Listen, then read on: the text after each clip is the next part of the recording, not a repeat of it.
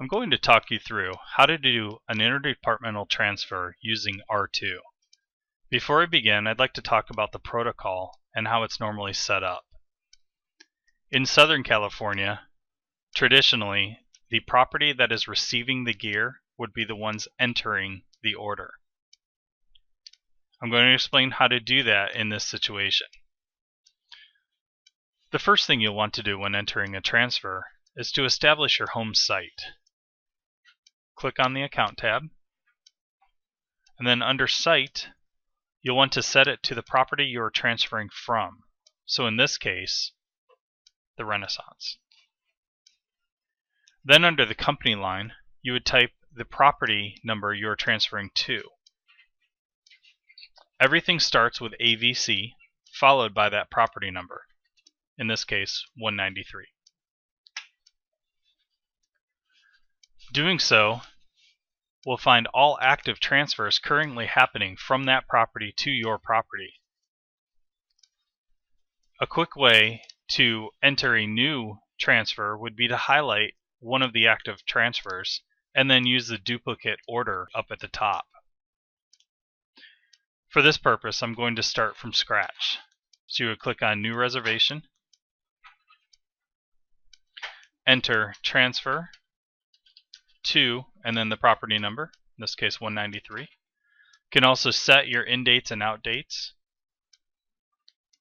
And then your times are traditionally your pickup and drop off times.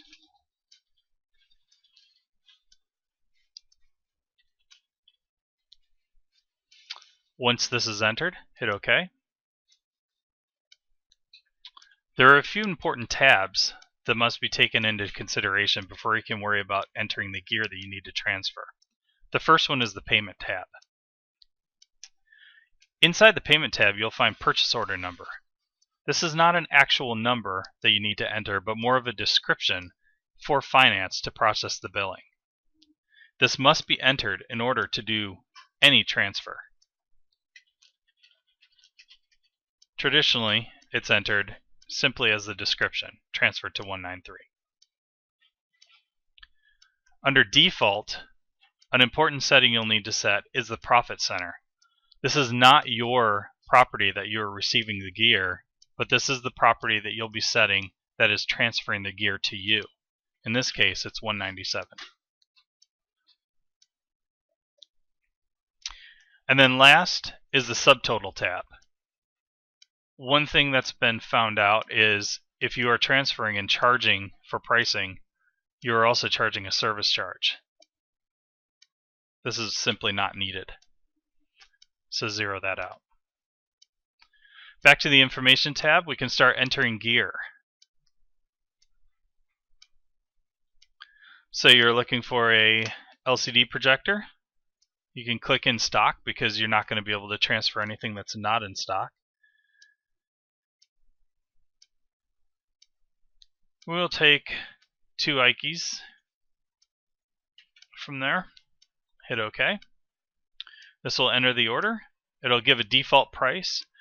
Traditionally, this price is much lower than what you would get for subrental, hopefully at about 10% or lower. Sometimes it is defaulted at $0, and sometimes it is defaulted at the normal price. It all depends on if this has been updated or not. In Southern California, we made a decision not to transfer with pricing and simply work on the honor system.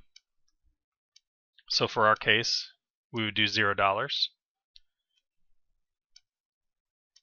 Then to complete the order, you'll want a paper copy of an easy way to read this for pickup and delivery.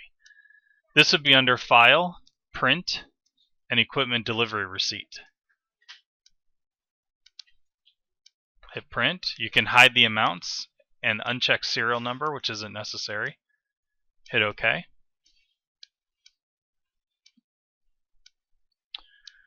And then you'd want to email it to yourself as a PDF. Normally this is labeled 197 to 193, and then the date of pickup, which would be 12/17. You can email it to yourself, then create a calendar invite and include all parties that are interested in this transfer. whether it be these two properties or a dedicated driver as well.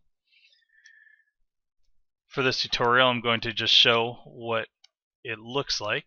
So I'll go view on screen. And as you can see, this is laid out pretty simply, nice and easy to read when you're getting it, when you're returning it, property, the home property, as well as the ship to property and the person entering the information. Normally, this sheet is printed out as well and posted up on a board so that the people delivering and picking up can sign for it, and both parties can have copies as well.